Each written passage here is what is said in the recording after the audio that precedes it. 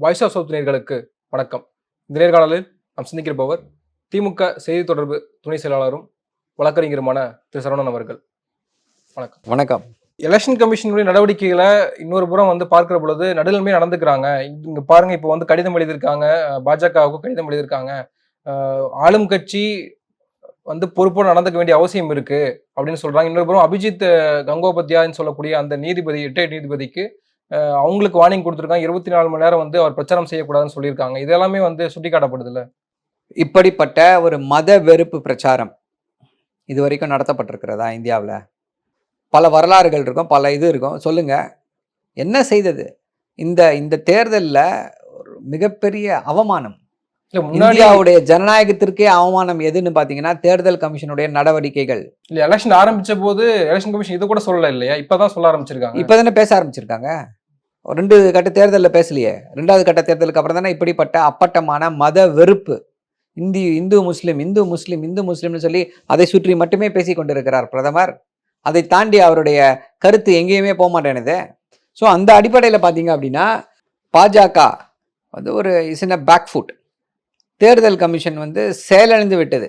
17C டேட்டாவை கேட்டால் அதை கொடுக்க முடியாது அப்படின்னு சொல்லி அதற்கு ஒரு சப்பை கட்டி அதுக்கு ஒரு அஃபிடவிட்டை போட்டிருக்காங்க. நாளைக்கு அதோடைய தீர்ப்பு வர இருக்கிறது, விசாரணை நடைபெற இருக்கு. இணையதளத்தில் போட்டா நகல் வெளியில எடுத்து, ஆமா, சுப்ரீம் கோர்ட் ஜட்மெண்ட் போட்டாலும் இணையத்தில் போட்டால் நகல் எடுத்து வேற மாதிரி மாற்றி பேசலாம். சுப்ரீம் கோர்ட் ஜட்மெண்ட்டை போடாதீங்கன்னு சொல்லிடலாமா? இது ரைட் டு இன்ஃபர்மேஷன், அது ஒரு அடிப்படை உரிமை அப்படின்ற நோக்கில் பல தீர்ப்புகள் இருக்குது. அதற்கு எல்லாமே வைக்கப்படக்கூடிய சமட்டி அடி இது. இப்படி இந்த மாதிரி ஒரு ப்ளீ எடுக்கிறது. ஒவ்வொரு பூத்தினுடைய ஃபார்ம் 17 போட முடியுமா இணையதளத்தில்? ஆமாம், போட்டு தானே ஆகணும். ஏன் போடுறதுல என்ன தப்புன்னு கேட்குறேன். அது என்ன பெரிய விஷயமானு கேட்குறாரு.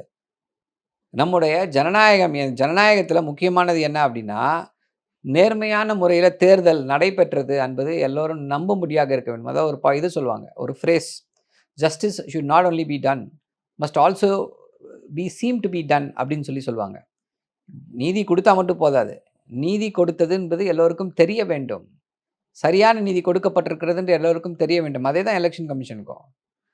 டெமோக்ரஸியில் முக்கியமானது என்ன அப்படின்னா ஓப்பன்னஸ், திறந்த மனதோடு எல்லோருக்கும் எல்லா தகவல்களுமே தெரிந்தாக வேண்டும். எதுக்கு உச்சநீதிமன்றம் வேட்பாளருடைய கல்வி தகுதியை போடுங்க, அவருடைய சொத்து பட்டியலை போடுங்க, அவருடைய துணைவியார் சொத்து பட்டியலை போடுங்க, அவர் எத்தனை குற்ற நடவடிக்கைகளில் ஈடுபட்டிருக்காரு, எத்தனை வழக்குகளில் சம்மந்தப்பட்டிருக்காருன்னு போடுங்கன்றது எதுக்காக சொல்கிறாங்க? அந்த அஃபிடவிட்லாம் வெளில தானே போட்டிருக்காங்க. அதை எடுத்து எல்லாரும் மிஸ்யூஸ் பண்ணலாமே. மிஸ்யூஸ் பண்ணலையா யாரும்? ராகுல் காந்திக்கு 300 கோடி சொத்து இருக்கிறது அப்படின்னு சொல்லி மார்க் பண்ணி போடலாமே, போடலையா யாரும்? ஸோ எப்படிப்பட்ட என்ன வகையான மொன்னையான வாதம் இது? யாரை காப்பாற்றுவதற்காக இது நடைபெறுகிறது? ஸோ அதுதான் இந்த 300 எதுக்கு சொல்ல வைக்கிறாங்கன்னா, இந்த மாதிரி ஆட்களை வச்சு ஏதாவது தில்லுமுள்ளு செய்து தேர்தலிலே ஜெயிச்சிடலாமான்ற அந்த வெறியில தான் இதை செய்து கொண்டிருக்கிறார்கள். இல்லை, ஒருவேளை அந்த ஃபார்ம் 17C வெளியிட்டாலுமே கூட அது ஒரு மக்கள் மத்தியில் ஒரு அவநம்பிக்கை ஏற்பட்டுரும். என்னங்க அவநம்பிக்கை ஏற்பட்டுரும்? ஒரு பூத்தில் எத்தனை பேர் ஓட்டு போட்டான்னு போடுறது என்னத்தை அவநம்பிக்கையை ஏற்படுத்தும்? அது எல்லாருக்கும் தெரிந்தாக வேண்டும்ல. இதுக்கு முன்னாடி எல்லா தேர்தலையும் அதை வெளியில் விட்டீங்கல்ல, இப்போ ஏன் வெளியில் விட மறுக்கிறீங்க இந்த தேர்தலில் மட்டும்? அதுதானே கேள்வி. இதற்கு முன்னாடி இல்லை அப்படின்னா பரவாயில்ல, இதுக்கு முன்னாடி எல்லா தேர்தலையுமே அந்த இது வெளியில் வந்திருக்கு அந்த தகவல். இந்த தேர்தலில் மட்டும் கொடுப்பேன்னா எப்படி? அதை விட முக்கியமாக இன்னொரு விஷயம் வந்திருக்கு. என்ன அப்படின்னா, டிக்ளைனிங் எலிஜிபிள் ஓட்டர்ஸ். இது வரைக்கும் இந்தியாவுடைய தேர்தல் வரலாற்றிலே நடந்ததே இல்லை. எலிஜிபிள் ஓட்டர்ஸோடைய பர்சன்டேஜ் குறைந்து கொண்டே வருகிறது. எத்தனை பேர் ஓட்டில்லைன்ட்டு போனாங்க? எல்லாரும் அந்த முஸ்லிம்ஸ் சிறுபான்மையினர்னா அவங்க பேரை அப்படியே மாஸ் டெலீட் பண்ணிடுறாங்க ஓட்டர்ஸில். அவங்க கேட்கலன்னா கேட்கல. ஸோ இப்படித்தான். அண்ணாமலையுமே கம்ப்ளைண்ட் பண்ணார்ல. என்ன கம்ப்ளைண்ட் பண்ணாரு? இங்கே பல வாக்காளர்களுடைய பேர்கள் காணாமல் போயிடுச்சு அப்படின்னு. அதுக்கப்புறமா ஏதாவது சட்ட ரீதியான நடவடிக்கை எடுத்தாரா? இல்லை அதுக்கு என்ன இது பண்ணார்? ஓட்டு போட்டவங்களை வச்சு எங்கள் ஓட்டு காணணும்னு சொல்லி போராட்டம் நடத்தினார். ஃபேக் போராட்டம். எல்லாரும் கண்டுபிடித்து நையாண்டி தான் செஞ்சாங்க. ஏதாவது நீதிமன்றத்தை நாடி இருக்கணும்ல. எலெக்ஷன் கமிஷனுக்கு ஏதாவது ரெப்ரசன்டேஷன் கொடுத்தாரா? 1,00,000 வாக்காளர்கள்னு அடிச்சு விட்டாரு. சும்மா பேசிட்டு போயிடலாம். என்ன டாக்குமெண்ட்ரி ப்ரூஃப் என்ன இருக்குது? அதுக்கப்புறம் நீங்கள் என்ன ஃபாலோ அப் பண்ணீங்க? ஒன்றும் இல்லையே.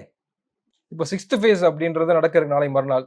இப்ப இதுல எந்த அளவுக்கு இந்தியா கூட்டணி அவங்களுக்கான வெற்றி வாய்ப்புகள் இருக்கு? அதுதான் குறிப்பா சொல்றேன். இந்தியா கூட்டணி வந்து ஒரு சரியான பாதையிலே சென்று கொண்டிருக்கிறது. சிறப்பான பாதையிலே சென்று கொண்டிருக்கிறது.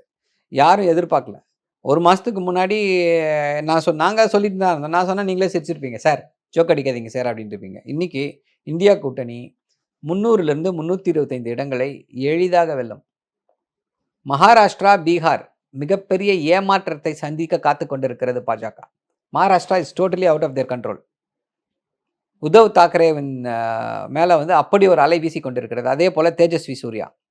உத்தரப்பிரதேசத்திலயும் ஒரு மிகப்பெரிய மாற்றம் நிகழும்னு சொல்லி எல்லாரும் சொல்லிக் கொண்டிருக்கிறார்கள். உத்தரப்பிரதேசத்தில மாற்றம் நிகழ்ந்ததுன்னா முடிஞ்சது பாஜகவின் கதை. பிரசாந்த் கிஷோர் 2021ல தமிழகத்தினுடைய சட்டமன்ற தேர்தல்ல திமுகவுக்கு வேலை பார்த்த நபர் இன்று வந்து பாஜக மீண்டும் ஆட்சியை பிடிக்கும். அவருக்கு மிகப்பெரிய அளவுக்கு, அதாவது மோடிக்கு ஆதரவு குறைந்திருக்கு. அவருடைய கோர் வாக்காளர்கள் இப்ப வாக்களிக்கல அப்படின்றலாம் ஒத்துக்கிறாரு. ஆனால் மீண்டும் பாஜக தான் ஆட்சிக்கு வரும். காங்கிரஸ் 3 டிஜிட் கூட வராது பீரியட் அப்படின்னு சொல்றாரு. இப்போ அத குறித்து நீங்களும் ட்வீட் பண்ணியிருக்கீங்க. இப்போ அவர் சொல்றத நம்ம எப்படி எடுத்துக்கிறது? உங்களுடைய பார்வை என்ன? திமுகவுக்கு வேலை பார்த்தார்ன்னா, அது ஏதோ கொள்கையின் அடிப்படையிலோ, இல்ல வந்து திமுக சொல்லக்கூடிய சமூக நீதி கொள்கைகள் வந்து சிறந்த கொள்கைன்ற அடிப்படையில ஒரு புரொஃபஷனல் ஹெல்ப், போல் ஸ்ட்ராட்டஜிஸ்ட் என்ற அடிப்படையில அந்த தேர்தலுக்கு வந்து அவர் பணியில் அமர்த்தப்பட்டார். அந்த தேர்தலோட அந்த உறவு வந்து அவ்வளோதான். அத வந்து நம்ம வந்து அவருக்கும் திமுகவுக்கும் ஏதோ பெரிய பந்தம் இருப்பது போல சொல்வது வந்து சரியல்ல. பர்சனலா ஒரு கேமரடரி இருக்கலாமே தவிர, கொள்கை என்பது வேறு, அரசியல் அப்படின்னும் பொழுது வேறு. இப்போ வந்து இந்த 2019ல கூட்டணியே எந்த அடிப்படையில ஏற்பட்டது அப்படின்னா, மத சார்பின்மை என்ற அடிப்படையில பாஜக வந்து மத துவேஷத்தை விதைக்கின்றது. அதை எதிர்க்க வேண்டும் அப்படின்ற அடிப்படையில இந்த கொள்கை கூட்டணி ஏற்படுத்தப்பட்டது. அந்த கூட்டணி வந்து தொடர்ந்து வந்து கொண்டிருக்கிறது. அந்த கொள்கை கூட்டணியுடைய லட்சியத்தை எட்டக்கூடிய காலம் கனிந்து விட்டது. இந்த சமயத்துல ஒரு ஃபால்ஸ் பர்செப்ஷன கிரியேட் பண்ணுவது போல. அவங்க ஐடியா வந்து ஒரு ஃபால்ஸ் பர்செப்ஷன். பாஜக வந்து 180 இடங்கள் தான் இப்ப இருக்க ட்ரெண்ட்ல.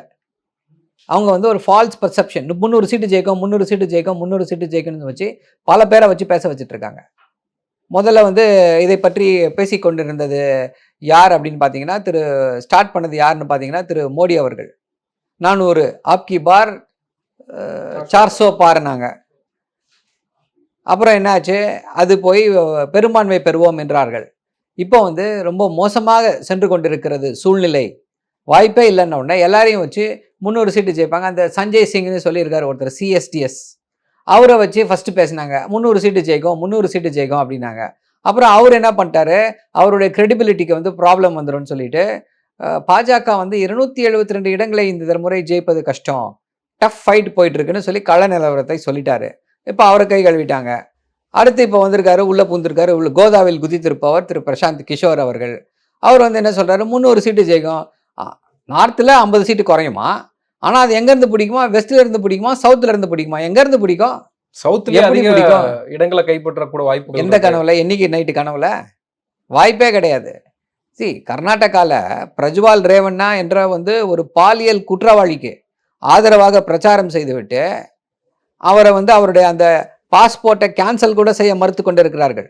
டிப்ளமேட்டிக் பாஸ்போர்ட்டை கேன்சல் பண்ணாங்கன்னா ஆட்டோமேட்டிக்கா இந்தியாவுக்கு வந்தாகணும். அதை செய்ய மறுக்கிறார்கள். அவரை காப்பாற்றிக் கொண்டிருக்கிறது பாஜக அரசு. அவங்களுக்கு கர்நாடகாவில் ஓட்டு போடுவாங்களா? தமிழ்நாட்டில் வந்து வஞ்சனைகளை செய்துவிட்டு, கேட்ட பணத்தை கொடுக்காம ஏமாற்றி விட்டு அவங்களுக்கு வந்து தமிழ்நாட்டில் ஓட்டு போட்டுருவாங்களா?